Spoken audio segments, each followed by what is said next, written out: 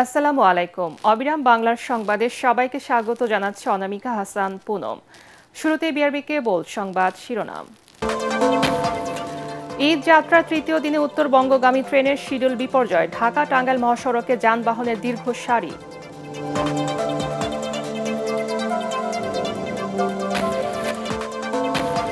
সদরঘাটে 2 লঞ্চের সংঘর্ষের ঘটনায় তদন্ত কমিটি। সান্তাহারে লাইনচ্যুত ট্রেনটি উদ্ধারের সময় লাগায় বিকল্প ট্রান্সশিপমেন্ট পরিকল্পনা রেলওয়ের। মধ্যপ্রাচ্য সংকটে শ্রম বাজার ও প্রবাসী আইনি অনিশ্চয়তা, নতুন বাজার খোঁজার পরামর্শ বিশ্লেষকদের।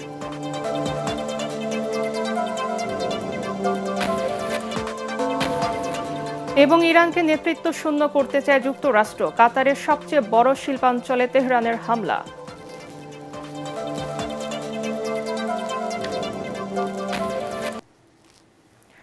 শুনছিলেন বিআরবি কেবল সংবাদ শিরোনাম, এবারই বিস্তারিত।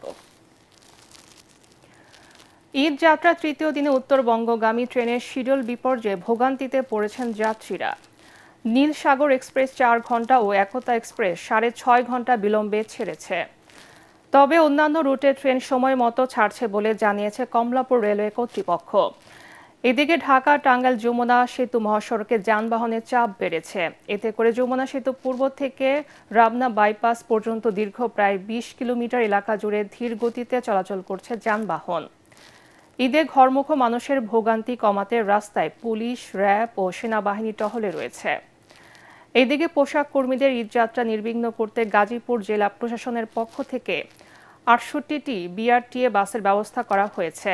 এছাড়া বাড়তি ভাড়া আদায় ও যাত্রী হয়রানি সহ নানা অভিযোগে ভ্রাম্যমাণ আদালত বিভিন্ন বাস কাউন্টারে অভিযান চালাচ্ছে।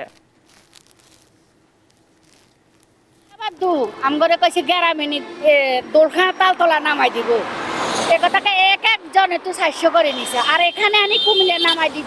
আমগরে 100 টাকা করে ভাড়া দিছি। আমরা কই কেন আমগরে 100 টাকা ভাড়া দিবেন, আমগরে 200 টাকা দেন, আমরা দেশে যাইগা টাকা তো আপনি করে দিয়ে লাইছে। আমরা আমগো কষ্ট হয়ে যাইব না এটা যাইতে দেন। এখন কারে ডাক দিবেন, কোন আব্বারে ডাক দিবেন, আসেন। অতিরিক্ত ভাড়া তো নেই। উপর লেভেল থেকে যে কথাগুলো বলে এগুলো আসলে তৃণমূলে এগুলার কোনো ভিত্তি নেই। রাস্তা একদম পুরো ফ্রি পেয়েছে, প্রশাসন আছে এবং কি মানে মোড়ে মোড়ে সবাই ডিউটির লেগে আগে যেরকম একটা জামজটের ইয়ে থাকতো, এখন এটা নাই। আর আমরা চট্টগ্রাম থেকে আসছি, 250 টাকা ভাড়া, কিন্তু 300 টাকা রাখছে আমাদের থেকে। কমলাপুর রেল স্টেশনে মানুষের ঢল নেমেছে, ট্রেনে তিল ধারণের ঠাঁই নেই। সেখানে আছেন আমাদের বিশেষ প্রতিনিধি মাহবুব কবির চপল। আমরা সরাসরি চলে যাচ্ছি তার কাছে। চপল, রেল স্টেশন থেকে ট্রেন কি সময় মতো ছেড়ে যাচ্ছে?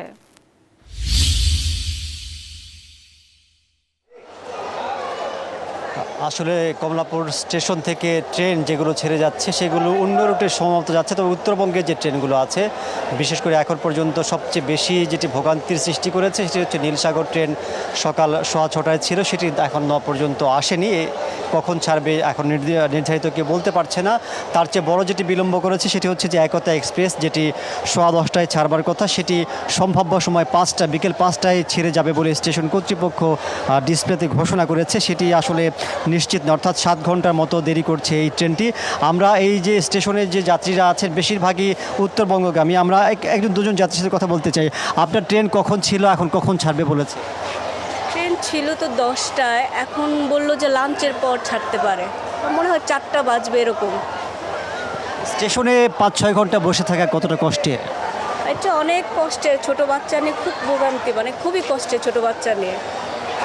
কখন সেই সকাল 7:30টার দিকে আসলাম আমরা, যদি জ্যাম হয় এই কারণে তাড়াতাড়ি চলে আসছি। তো এখনও সে বসেই আছি ট্রেনের অপেক্ষায়। বিকল্প ব্যবস্থা নেওয়া উচিত ছিল কিনা রেল কর্তৃপক্ষের, আপনার কি মনে হয়? এখন হঠাৎ করে হয়ে গেল, এখন ওনারাই কি বিকল্প নেবে? আসলে রেল কর্তৃপক্ষের সাথে আমরা কথা বলেছিলাম, তারা যেটি জানিয়েছে যে সান্তাহারে গতকাল নীলসাগর এক্সপ্রেস যে দুর্ঘটনা ঘটেছে, বগি লাইনচ্যুত হয়েছিল, সেই লাইন কিন্তু এখন পর্যন্ত ঠিক হয়নি। রেল কর্তৃপক্ষ যেটি বলছে যে ওই জায়গা দিয়ে উত্তরবঙ্গে যে ট্রেনগুলো যাওয়া আসা করে সেগুলো বন্ধ রয়েছে, তারা মেরামতের চেষ্টা করছেন এবং সে কারণেই ওই পাশে যে ট্রেনগুলো আছে সেগুলো আটকা পড়েছে এবং এই পাশ থেকে বিকল্প ট্রেনের ব্যবস্থা করে তারা সকালে যেমন দ্রুতযান চলে গেছে, নীলসাগরের ব্যবস্থা করা হচ্ছে। একই সাথে একতা এক্সপ্রেস ওই পাশে আটকা পড়েছে, সেটি এখানে আসার পরে ছাড়বে বলে 7 ঘন্টা মতো দেরি হচ্ছে। আমরাও রেলের যারা বিভাগীয় কর্মকর্তা আছে তাদের সাথে কথা বলেছিলাম, তাদের বলেছিলাম যে ট্রেনের যে কোনো অ্যাক্সিডেন্ট হতে পারে, সেটার বিকল্প আসলে কেন তারা রাখেননি। তারা যেটি বলেছেন যে ঈদের সময় অনেকগুলো বিকল্প একসাথে করে ট্রেনের ব্যবস্থা করা হচ্ছে, সে কারণে আরও নতুন বিকল্পের ব্যবস্থা করা সম্ভব হয়নি। তবে তারা বলছেন যদি কোনো যাত্রীর টিকিট ফেরত দিতে চান তাহলে তারা সেই টিকিট পুরো টাকাটা তারা ফেরত দেবেন। এই ছিল আমার কাছে এখানকার সর্বশেষ পরিস্থিতি। চপল, আপনাকে ধন্যবাদ। এদিকে গত কয়েকদিনের তুলনায় আজ বাস টার্মিনালগুলোতে যাত্রীদের চাপ বেড়েছে। রাজধানীর গাবতলী বাস টার্মিনালে আছেন আমাদের সহকর্মী জামিল হাসান শান্ত। আমরা সরাসরি চলে যাচ্ছি তার কাছে। শান্ত, বাসে কি নির্ধারিত ভাড়া নেওয়া হচ্ছে? আমাদেরকে বিস্তারিত জানান।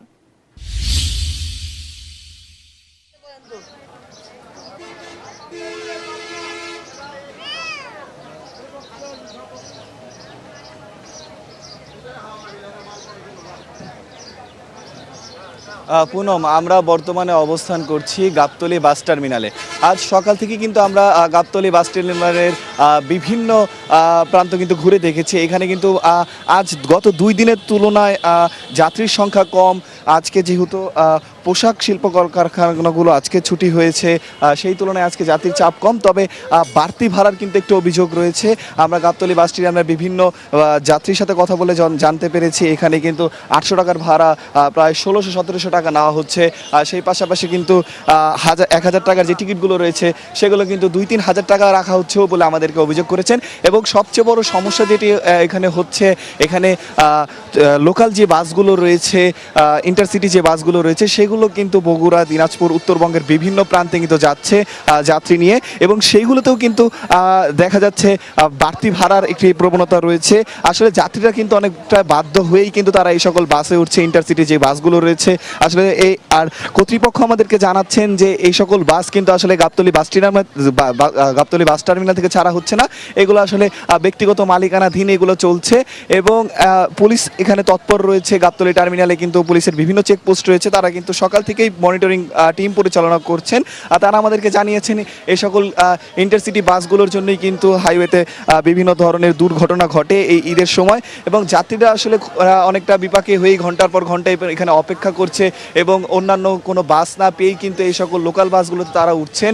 তারা কিন্তু সকাল থেকে এখানে অপেক্ষা করছেন সময় মতো, কিন্তু আসলে একটি বাসও এই পর্যন্ত ছেড়ে যায়নি। প্রত্যেকটি বাসে এখানে ঘন্টা থেকে 1 ঘন্টা 1.5 ঘন্টা করে লেট এখানে ছাড়ছেন, আর বাড়তি একটি ভাড়া তো প্রবণতা রয়েছেই। তবে যাত্রীরা আমাদেরকে জানিয়েছেন ঈদে আসলে বাড়ি ফেরা এবং পরিবারের সাথে ঈদটা উদযাপন করাটাই তাদের মূল উদ্দেশ্য।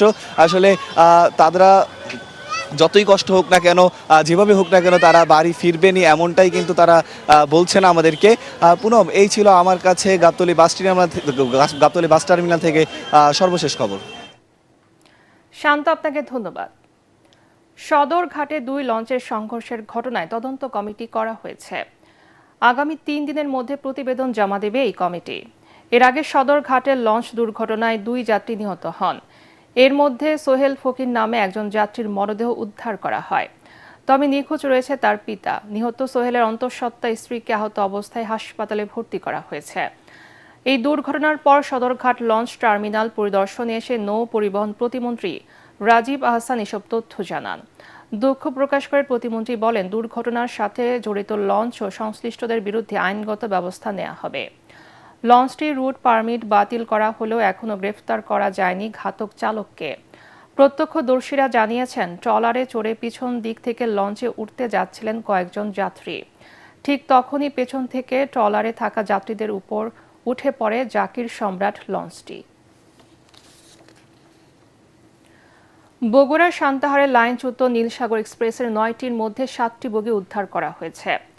পাশাপাশি চলছে রেল লাইন মেরামতের কাজও। এইদিকে বেলা 11টা নাগাদ ট্রেন চলাচল শুরু হতে পারে বলে আশা করছে রেলওয়ে কর্তৃপক্ষ। এছাড়াও ঈশ্বরদী পার্বতীপুর রুটে ট্রেন চলাচল স্বাভাবিক হতে আরও 4 থেকে 5 ঘন্টা সময় লাগতে পারে। অন্যদিকে উত্তরের ওই রুটে সরাসরি ট্রেন চলাচল বন্ধ থাকায় বিকল্প ট্রেনগুলো এই স্থানে যাত্রীদের নামিয়ে দিচ্ছে।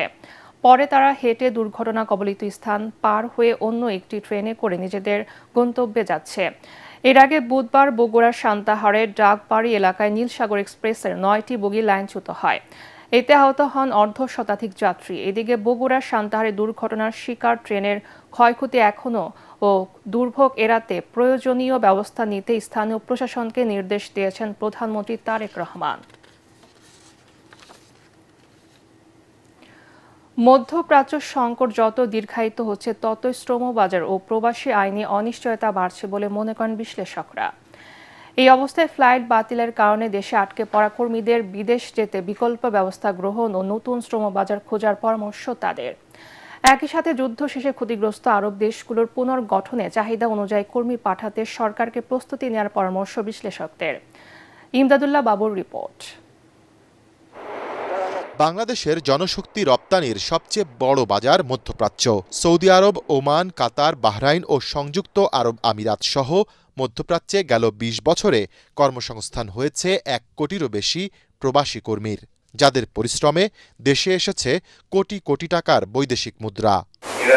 তবে ইরান এবং যুক্তরাষ্ট্র ও ইসরায়েল জোটের যুদ্ধ অনিশ্চয়তায় ফেলে দিয়েছে বাংলাদেশের এই রমরমা শ্রমবাজারকে। রেমিটেন্স প্রবাহের ক্ষেত্রে সামনের দিনগুলোতে কিছুটা হলে অনিশ্চয়তা তৈরি হতে পারে। যারা সেখানে আছেন তারা এক ধরনের অনিশ্চয়তার কারণে যে পরিমাণে তারা প্রেরণ করেন সেটা নাও করে কিছু তাদের হাতের দীর্ঘমেয়াদে তারা রেখে দিতে পারেন। প্রায় ১.৫ লাখ বা আরও বেশি বাংলাদেশি মাইগ্রেন্ট যারা বিদেশে গিয়ে রেমিটেন্স পাঠাতে পারতেন তারাও আসলে আটকা পড়েছেন এবং সেটা তাদের পরিবারের জন্য একটা দুশ্চিন্তার কারণ। ঋণ করে টাকা দিয়ে ফেলেছেন কিন্তু এখন পর্যন্ত সেই অর্থ প্রেরণের কোনো সুযোগ পাচ্ছে না। শ্রমবাজার বিশ্লেষকদের মতে প্রবাসী আয় নিয়ে আপাতত দুশ্চিন্তা না থাকলেও দিন দিন বাড়ছে এসব দেশে কর্মী পাঠানো নিয়ে শঙ্কা। এই ১৫ তারিখ পর্যন্ত আমাদের রেমিটেন্সের প্রবৃদ্ধির হার ৪৭%। আমাদের শঙ্কার জায়গাটা হচ্ছে যদি এই যুদ্ধ দীর্ঘায়িত হয়, যদি আমাদের কর্মীরা সেখানে চাকরি হারায়, যদি আমাদের নতুন কর্মীরা যেতে না পারে, তখন ভবিষ্যতে একটা চ্যালেঞ্জ তৈরি হতে পারে। এখন দীর্ঘদিন থেকে ব্যাংকগুলো বন্ধ। যে অভিবাসী কর্মীরা তারা যদি ব্যাংকের মাধ্যমে লিগ্যাল প্রসেসে তাদের রেমিটেন্স পাঠাতে চায় তারা কিন্তু পাঠাতে পারবে না। এক্ষেত্রে কিন্তু হুন্ডিকে উস্কে দেওয়া হবে। ব্যাংকগুলোর এই সহযোগিতা করবার কোনো সুযোগ আছে কি না, যে এই সময় যদি কোনো রেমিটেন্স আসে সেই রেমিটেন্স বিশেষ ব্যবস্থাপনায় তারা সেই কর্মীর আত্মীয়স্বজনের কাছে পৌঁছে দিবে। যদিও এই অস্থিরতা ও শঙ্কার মাঝেও মধ্যপ্রাচ্য ঘিরে নতুন সম্ভাবনা দেখছেন তারা। যুদ্ধ পরিস্থিতি যখন একটা শিথিল অবস্থায় আসবে, সুযোগ তৈরি হবে আরও কর্মী নেবাকে। সেখানে কনস্ট্রাকশন করা লাগবে, সেখানে এই কয়দিন যে কাজ বন্ধ ছিল সেই কাজগুলো করা লাগবে।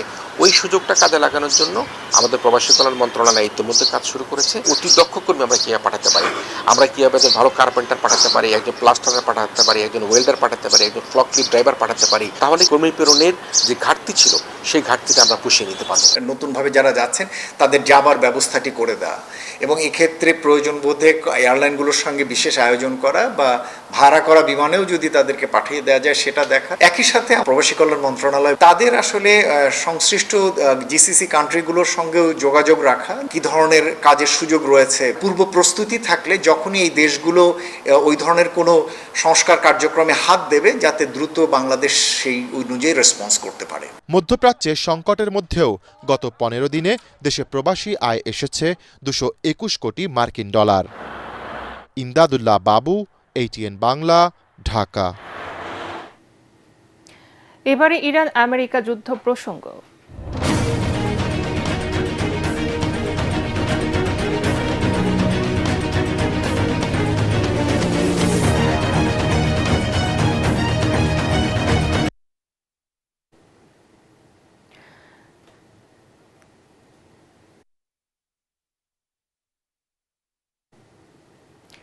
ইরানকে নেতৃত্ব শূন্য করার চেষ্টা চালিয়ে যাচ্ছে যুক্তরাষ্ট্র ও ইসরায়েল। যুদ্ধের ৩য় সপ্তাহেও ইরানে একের পর এক ক্ষেপণাস্ত্র ও ড্রোন হামলা চালিয়ে যাচ্ছে যৌথ বাহিনী। এদিকে ধারাবাহিক আঘাতের কঠোর জবাব দিয়ে যাচ্ছে ইরান। আরব আমিরাত, সৌদি আরব ও কুয়েতের মার্কিন ও স্থানীয় সামরিক স্থাপনা লক্ষ্য করে বড় ধরনের হামলা চালিয়েছে তেহরান। বিস্তারিত মাসুদ রানার প্রতিবেদনে। তেহরান সহ ইরানের বিভিন্ন গুরুত্বপূর্ণ স্থাপনায় ব্যাপক বিমান ও ক্ষেপণাস্ত্র হামলা অব্যাহত রেখেছে যুক্তরাষ্ট্র ও ইসরায়েলের যৌথ বাহিনী। তবে থেমে নেই তেহরানও।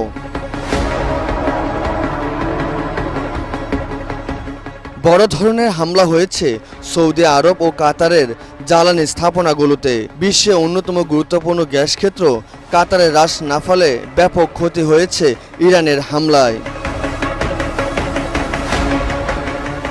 আগুনে পুড়ে গেছে স্থাপনাটি। এটি কাতারের প্রধান এলএনজি প্লান্ট হিসাবে কাজ করে।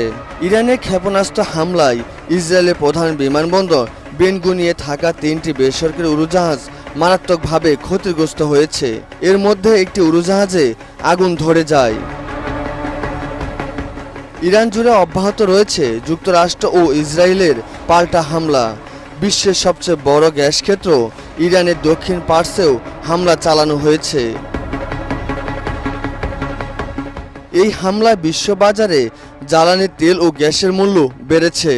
ইরানের বিরুদ্ধে যুদ্ধে মিত্র দেশগুলোকে পাশে পাচ্ছেন না যুক্তরাষ্ট্রের প্রেসিডেন্ট ডোনাল্ড ট্রাম্প।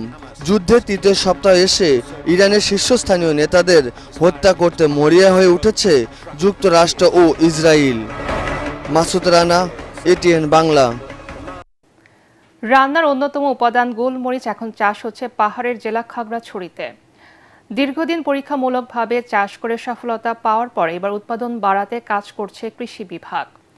মাটি ও আবহাওয়া অনুকূলে থাকা এই অর্থকরী মশলাটি পাহাড়ি জনগোষ্ঠীর অর্থনৈতিক চিত্র বদলে দিতে পারে, এমনটাই আশাবাদ কৃষি বিজ্ঞানীদের।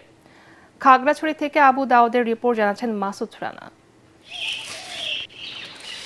বাংলাদেশে গোলমরিচের বড় একটি অংশ আমদানি হয় ভিয়েতনাম থেকে। এর পাশাপাশি আসে ভারত ও ইন্দোনেশিয়া থেকেও। গত কয়েক বছর ধরে পরীক্ষামূলকভাবে গোলমরিচ চাষে ইতিবাচক ফল পেয়েছে খাগড়াছড়ি পাহাড়ি কৃষি গবেষণা কেন্দ্র। গোলমরিচ বাগানের যে তকতকে ফলগুলা দেখে আমরা খুব আনন্দিত। সংশ্লিষ্টরা বলছেন চাষ পদ্ধতি সহজ, প্রক্রিয়াজাত ও রক্ষণাবেক্ষণ খরচ কম এবং বাজার মূল্য বেশি হওয়ায় গোলমরিচ হতে পারে লাভজনক একটি ফসল। গোলমরিচ চাষ অত্যন্ত উপযোগী, বিশেষ করে এই অঞ্চলের মাটি, জলবায়ু, বিশেষ করে আমাদের ঢালু জমিতে এবং প্রাকৃতিকভাবে জন্মে ওঠা যে গাছগুলো রয়েছে সেটির সাথে এই লতা জাতীয় গাছকে আমরা সহজে খাপ খাওয়াতে পারি। অনুকূল জলবায়ুর সুবিধা কাজে লাগিয়ে পাহাড়ি এলাকায় গোলমরিচ চাষ ছড়িয়ে দিতে কাজ করছে কৃষি বিভাগ। 25 থেকে 50টার মতো প্রদর্শনী স্থাপন করেছি। তার মধ্যে আমরা সবগুলো চারা আমাদের এখনো ভালো আছে এবং পরবর্তীতে আমরা যদি কোয়ালিটি ফুল চারা পেয়ে থাকি, আমি মনে করি যে এই সম্ভাবনাময় ফসলটা আমাদের পার্বত্য অঞ্চলের জন্য অনেক অর্থনৈতিক একটা আমাদের চাহিদা পূরণ করবে আশা। সরকারি পৃষ্ঠপোষকতা, প্রযুক্তিগত সহায়তা আর প্রশিক্ষণ নিশ্চিত করা গেলে গোলমরিচই হতে পারে পাহাড়ের অর্থনীতির নতুন ক্ষেত্র, এমনটাই অভিমত সংশ্লিষ্টদের। Bureau report, ATN Bangla. বাংলাদেশে American postal employees association USA ইনকের বাৎসরিক ইফতার ও দোয়া মাহফিল অনুষ্ঠিত হয়েছে। কুইন্সের জয়া পার্টি হলে অনুষ্ঠিত এই ইফতার ও দোয়া মাহফিলে সভাপতিত্ব করেন অ্যাসোসিয়েশনের সভাপতি মোহাম্মদ ফারুক হোসেন মজুমদার। সঞ্চালনা করেন সাধারণ সম্পাদক মোহাম্মদ এন আলম মিনা। অতিথিদের মধ্যে ছিলেন বাংলাদেশ সোসাইটির সাবেক ভারপ্রাপ্ত সভাপতি আব্দুর রহিম হাওলাদার, সোসাইটির সাবেক কোষাধ্যক্ষ নিশান রহিম, প্রবাসী মতলব সমিতির সভাপতি নাজির হোসেন পাটোয়ারি ও কমিউনিটি নেতা আজিমুল হক শেখ। এবারে খেলার খবর।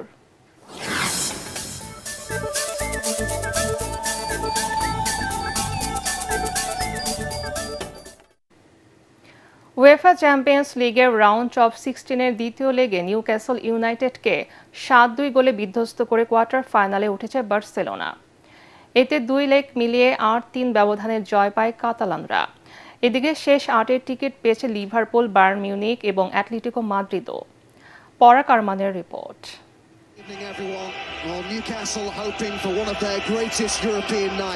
সেন্ট জেমস পার্কে প্রথম লেগে 1-1 গোলে ড্র করায় ন্যু ক্যাম্পের ফিরতি লেগে জয় পেলেই কোয়ার্টার ফাইনাল। এমন সমীকরণের ম্যাচে বার্সেলোনা নিউক্যাসলের লড়াইটা হাড্ডাহাড্ডি হবে বলেই ধারণা ছিল ফুটবল প্রেমীদের। কিন্তু ফল হলো উল্টো। নিউক্যাসলকে গোল বন্যায় ভাসিয়ে শেষ 8-এ উঠে যায় স্প্যানিশ জায়ান্টরা। ইংলিশ ক্লাবটি হারে 7-2 ব্যবধানে। 2টি করে গোল করেন রাফিনহা এবং লেভানডস্কি, 1টি করে গোল করেন মার্ক বার্নাল, ইয়ামাল ও ফার্মিন লোপেজ। নিউক্যাসলের হয়ে 2টি গোল শোধ করেন অ্যান্থনি এলেঙ্গা।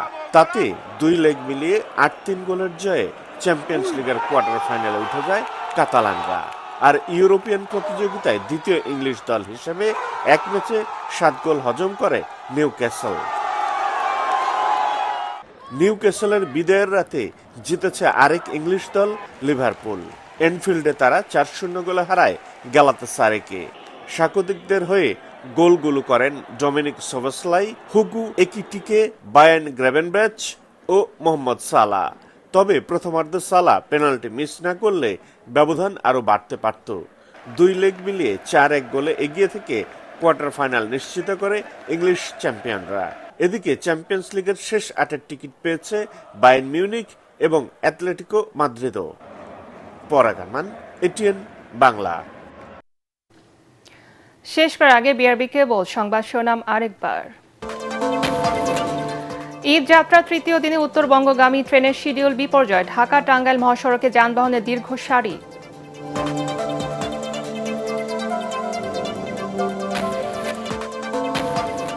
সদরঘাটে 2 লঞ্চের সংঘর্ষের ঘটনায় তদন্ত কমিটি, সান্তাহারে লাইনচ্যুত ট্রেনটি উদ্ধারের সময় লাগায় বিকল্প ট্রান্সশিপমেন্ট পরিকল্পনা রেলওয়ের।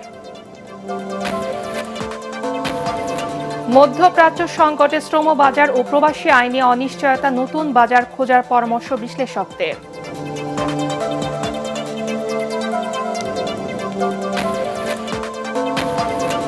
এবং ইরানকে নেতৃত্ব শূন্য করতে চায় যুক্তরাষ্ট্র, কাতারের সবচেয়ে বড় শিল্পাঞ্চলে তেহরানের হামলা।